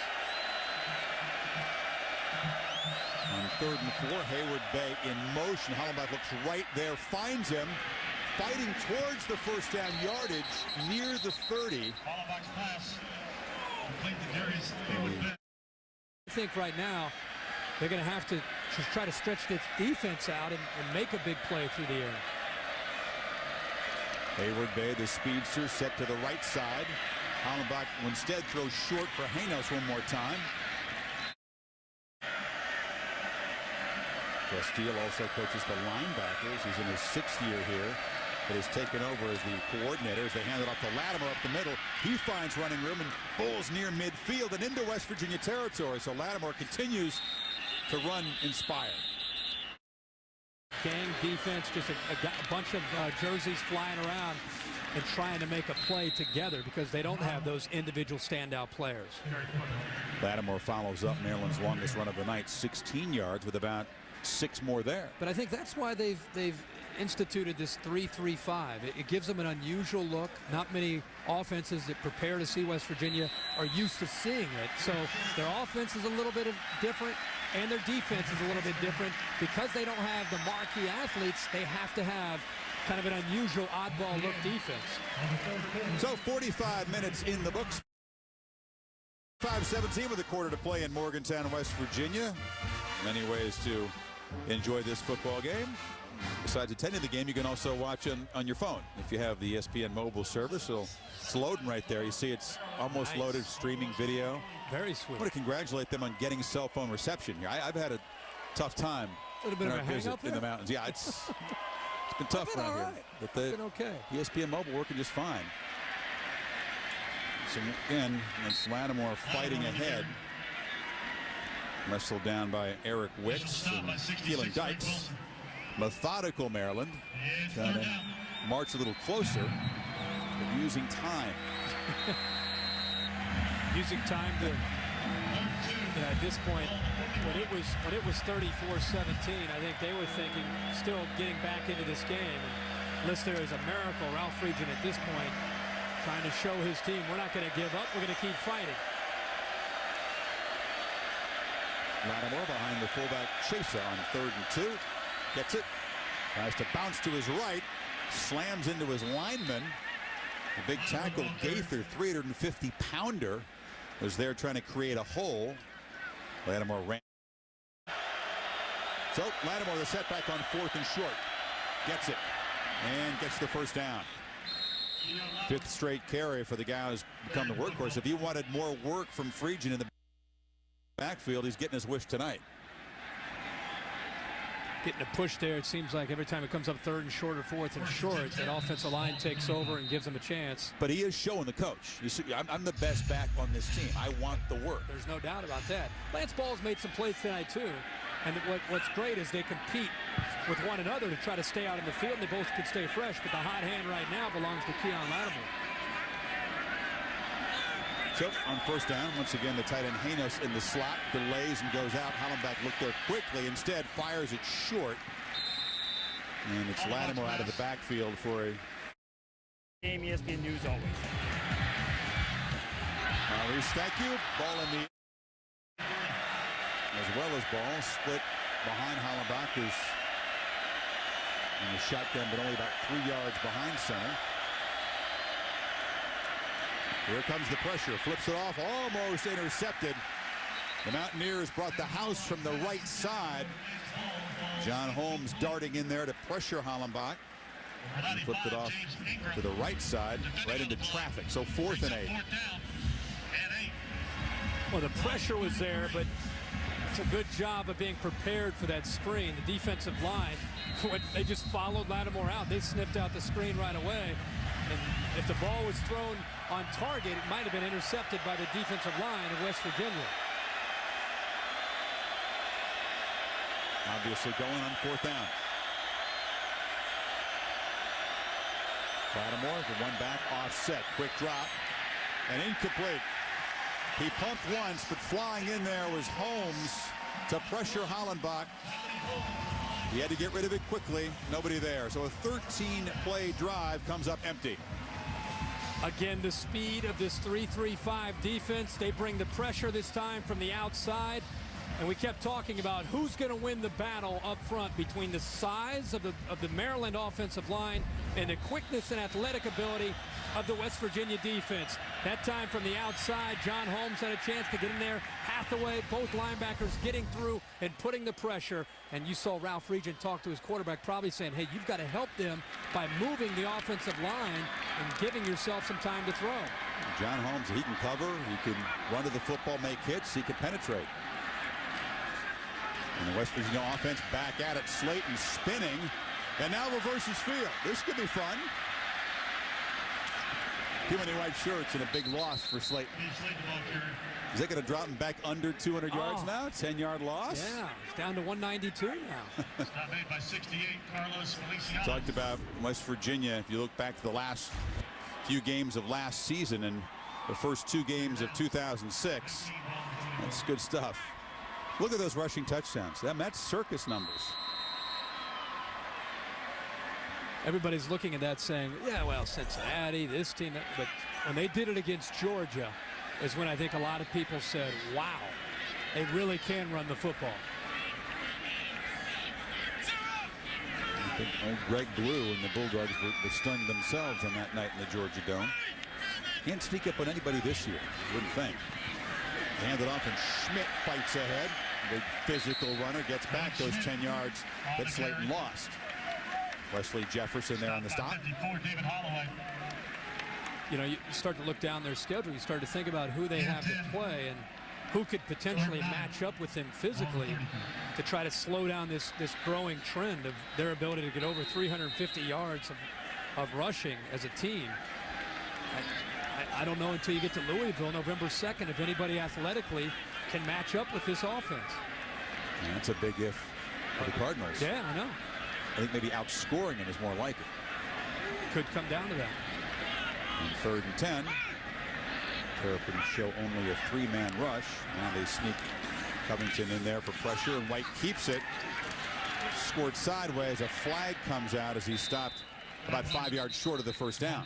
Big East has a lot of physical running games. That's the characteristic of the league. You see the holding penalty. The Terrapins likely to decline this and force a punt. Physical running games, and defense is built to stop the physical running games, but not necessarily this kind of speed in the running game. Holding, number 76. The penalty is declined. It's 4th down. Chris, it's a combination of the way these guys run the football with their style, but it's the spread look. They spread the defense all over the field, and then they allow them to just get down. They run downhill. So it's kind of a combination of a bunch of things that makes this spread offense so good. And I think they're the most physical spread team in the United States. I think they spread you out. But the tempo they create by getting in and out of the huddle, well, they don't get into the huddle, but getting up to the line of scrimmage and their no-huddle look, I think that puts the defense back on their heels quite a bit. Kozlowski, the freshman punter, delivers a kick as he runs to his right. He was pressured there. Okendo with a short return to the 35-yard line. So Maryland methodically takes over, but still in a huge hole here. Allen back, the throw, first down, the catch. Good yardage across. Tempe out in Glendale in the middle of the desert. But they won't mind that setting with the BCS championships at stake. I think their fans have already bought up the place out there after their performance down in Austin. Well, they've been known to jump the gun as well, but I don't blame them about getting excited. 10 and White that night looked pretty good. Mr. Smith did offside of the Mountaineers. Number 90, defense, 5 yards, still 1st down. Rich Rodriguez had a contract negotiation in the offseason, took a raise. He's making about $1.1 million. This is great for him considering 10 years ago he made nothing. But Aaron, he had a bigger concern, or at least another concern besides his own salary. Yeah, he did. He signed a new 7-year deal in the summer. But with that contract, of course, he wanted to look out for his assistant coaches, get them some more money. And he also wanted West Virginia to guarantee a new study center, the facilities, locker room renovations. He told us yesterday he's still looking for a big donor to help out. Coach Rod is going to actually kick in some of his own money for the academics. His wife Rita should just, get on the ball with that. She put out a great spread yesterday. How about I'm sure that? Some donor would love to. What did she have out there? Let me just say, Tostitos with dip and what else, guys? Well, she had the cheese dip going, and she had a nice cake of some sort there. She had. All they need is a donor to come take a look at that. Yeah, I bet you they were donated those chips. I think Tostitos likes to send out that stuff. I bet you didn't pay for those chips. By the way, guys, little light drizzle now. Really? Yeah. You have your ball cap down there? By the way, Rich and Rita had fun when they named the kids there. Raquel and Rhett are the two kids for Rich and Rita. You guys are keeping the theme going. going. Give them the good stuff here. Yeah. 8 minutes to go.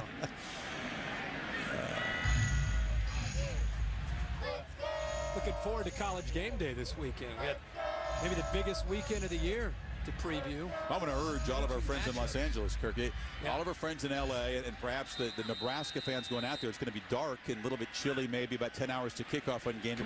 We need it. This is the week we need it. Yeah. Call to duty. 2nd and inches for the Terrapins. Holland back. Will throw downfield. And just at the goal line, it's broken up, intended for Isaiah Williams. Tech in the opener, but somehow you knew he'd bounce back. Yeah, somehow. Ball gets the call on 3rd and inches and gets the first down. Speaking. Hayward Bay set far left. Williams in the slot. Hollenbach. Pressured. Chased. Hit as he throws, fires over the middle, and broken up and caught off the defender's hands. Yeah, defenders fight over the ball, and it ends up landing in the arms of Isaiah Williams.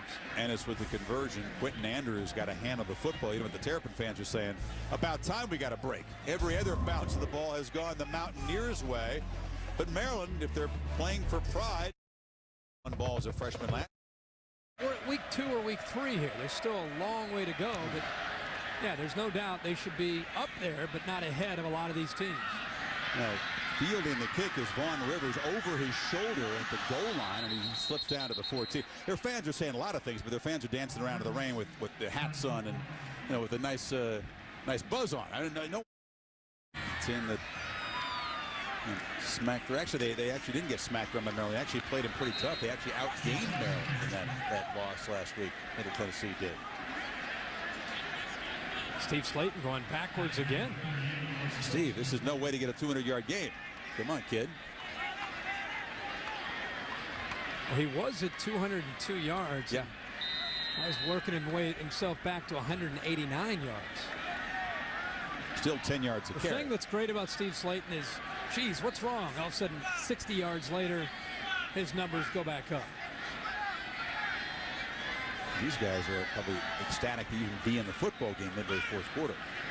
They barely played in the second half of the 2 opening runs. Now Slayton a chance to add to that total. Runs to his right, finds a little crease, gets out near the 20. Covington there on the stop, and a flag down. The difference between West Virginia and those other 5 or 6 teams that are up there ranked at this point is the defensive play. West Virginia, I think, could play with those teams with their offense. Their defense right now could not compete with those teams. And that's the difference between West Virginia and the other teams that are ranked ahead of them. In what way? You don't like the corners being able to stop big time receivers? Number 62 offense, half the distance, still second down. I think their inexperienced secondary is a weakness at this point. I think their linebackers have some concerns, and it's not shocking. A lot of these guys are new players. As they gain more experience, I think they can become a strength. But right now, in week 3, you'd have to say that their defense is behind those other teams that are ranked up there with them. But you still have to outscore them. Well, the defense got beat badly by Georgia in the Sugar Bowl when all was said and done, but Mountaineers had more points when it was over. Their offense could play with anybody in the country. 2nd and 13 after the hold, and once again Maryland does a nice job on Slayton, and he continues to go backwards. Well, West Virginia can't. Band here. I just think they represent well. They sound good. They were a nice halftime show. John Williams themed, not original, but they do a good job. Did a nice job. Yeah. Okay. 3rd and 16. And see how cautiously Rodriguez wants to play this here. Up by 3 touchdowns. And a whistle as the ball is snapped. Prior to the snap, false start, 76 offense, half the distance. Report in the investigation involving Reggie Bush as well. White out of his end zone. Scampers free on 3rd and long. They don't risk a pass. It's a short gain. David Holloway, the backup strong side linebacker, there on the stop. And now Maryland will spend a timeout. And that draws a boo from the crowd sitting in the drizzle here. And he steps to his right, delivers a low kick, which Okendo will field at the 50. Turns it around and gets cracked there after a short return at the 47 by Marty Ivy, the linebacker down covering. So a chance for Maryland to make this score look a whole lot more respectable before the final gun. So what do you think? The Big East gets a win here against the ACC. That was kind of expected. But Louisville expected to beat Miami and Papa John's. It's interesting that they're the favorite, and they're talking a little bit of smack about Miami. Coming in, Nate Harris, who was a part of Miami's program early and then has since joined Louisville. He came out and said this isn't the same Miami team of old. And I don't know if you want to do that. Whenever you put Miami into a corner, they usually come out swinging. But Louisville, Chris, Louisville has a great shot, and the reason, all the talk about Michael Bush being out, they've got so much depth in their backfield. George Stripling and Colby Smith, they are still able to put points on the board with Brian Brom throwing. Saw Hanos collect the pass for a first down to the 36-yard line of West Virginia. Yeah, Bobby Petrino put the kibosh on all player comments after that little. Pretty smart. Yeah. What's not shown there in that graphic is Big East, Big Ten, Pittsburgh at home against Michigan State. Another opportunity for the Big East. Hanos another catch on the near sideline for a short gain. Is that one of your upset specials? I don't even know who he's expected to win that game. I don't know Pittsburgh? either. I would guess. I'd guess Michigan State. Michigan State, of course, has Notre Dame coming in after that, so maybe they'll be peeking ahead to the Irish. Maybe. Pittsburgh has a chance for a really nice season. You know, Pitt-Rutgers was not a game before the year you thought might be a collision of teams that are undefeated. It's possible. They could meet mid-season. Long way to go, I know. Rutgers is 6-0 when they play that game against Pitt. Well, 3 straight catches for the tight end Hanos, who dives forward. He has another first down inside the 25 of the Mountaineers. Hanos has been all over the field tonight for the Terps. Catching short passes just like that one. Again, he's not a huge downfield threat. He's just a huge target, short. Well, he's not Vernon Davis. No. I mean, he's not going to beat you, get vertical, and make big plays. Most of his catches have been out to the side and underneath. And the thing that's impressive for his size is that he can get outfield after he makes a catch. He's caught 8 balls now, but only for 51 yards. More than 6 yards to carry. Hollenbach this time will look downfield, fires to the end zone over the head of Isaiah Williams. It was double covered down there. And a flag is down, far sideline. Offside, number 96, defense, 5 yards, still first down. Well, the starters for West Virginia's defense still in there. That's Keelan Dykes, who was offsides. Rodriguez will certainly hammer on the penalties after this game. He'll not appreciate the fact that they've had 10 now for 95 yards. Sports Center following the last 4:47 of this game.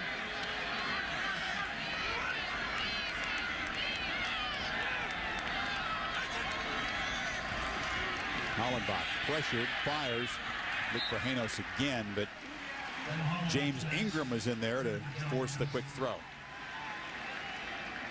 We talked earlier about Maryland getting down and trying to build for the future of this season. And even though they've lost this game tonight, how you look for just little things. And coaches like Ralph Friedgen, when they study the film tomorrow and they start to review things with their players, it's a tough loss, it's an embarrassing loss, but there's still a lot of football, a lot of games to be played. And they're going to find out who are their fighters, who wants to keep competing even though they've been beaten tonight. This is Lance Ball collecting the pass. Oh, sidesteps, he gets hammered and the flag comes flying. Reed Williams, the sophomore backup linebacker, delivering the blow to Lance Ball. And then the catch nullified by a hold. Listen to this one.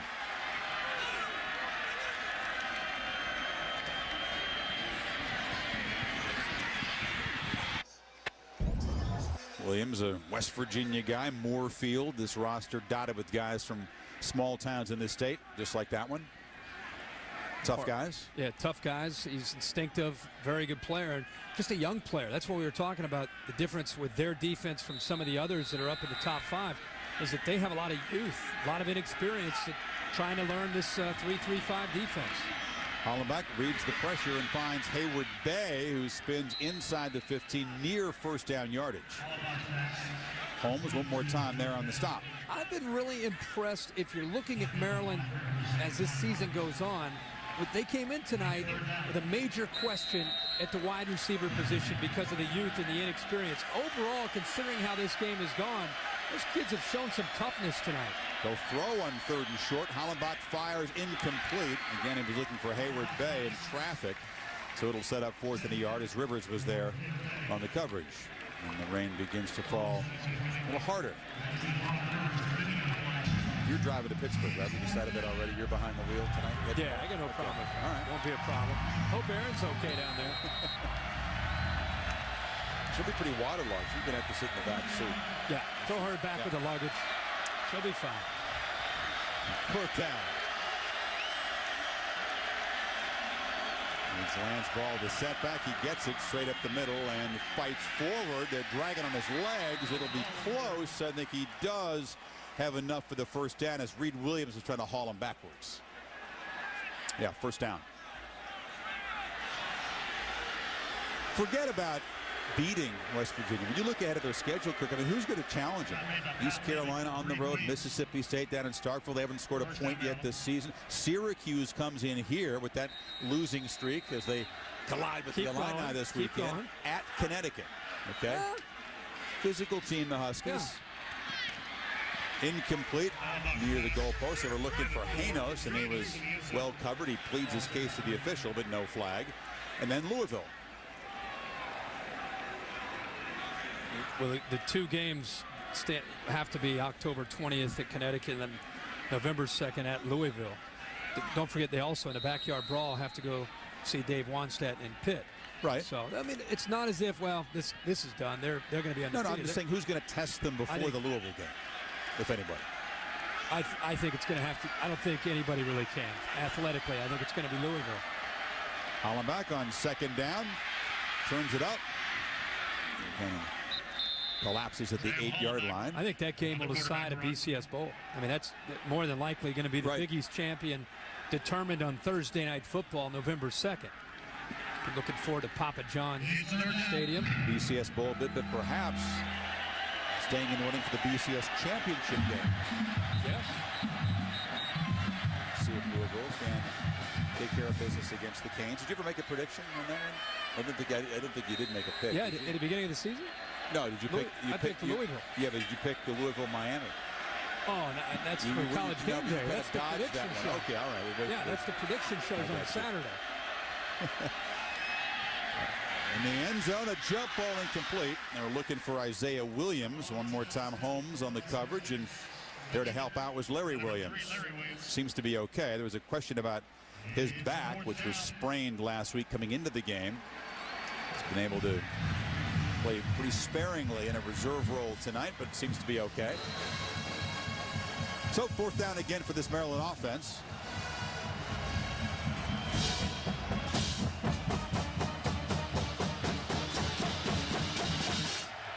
There's your band, babe. That's your band. On 4th and 4. Hollenbach flips it short. Oh, and in and out of the hands of the receiver. Nolan Carroll, one of the reserve pass catchers for Phrygian, dropped that one. The 45th pass attempt for Hollenbach. Ball is incomplete, and then the Mountaineers will take over with 2:57 to play. Well, that's a tough thing for a freshman to come in. Hasn't had a ball thrown to him tonight, and we're asking him to come up and underneath the defense across the middle where for a young receiver for his first catch. Well, you got to make that catch. Yeah, he's got to make the catch, Chris, but he's thinking and looking up, waiting for a linebacker to take his head off. These folks know it, the Maryland fans, although they won't make the long drive home as losers right on top of our promo.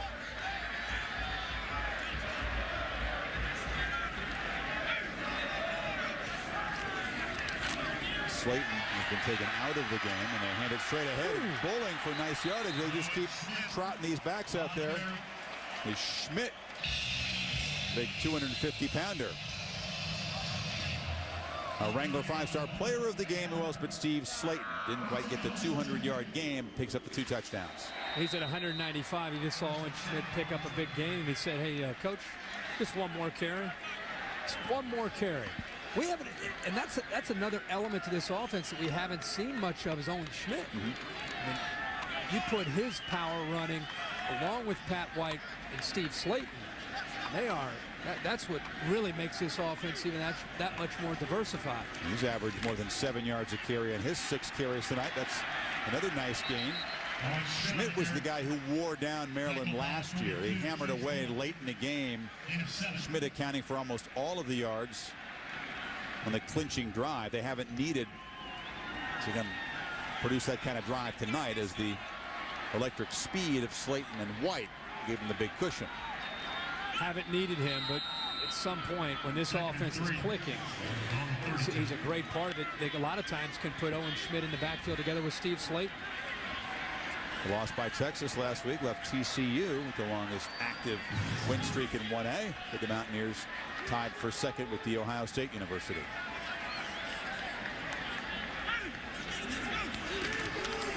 Schmidt again fights forward near the first down at the 35-yard line, pushes the pile for the first down.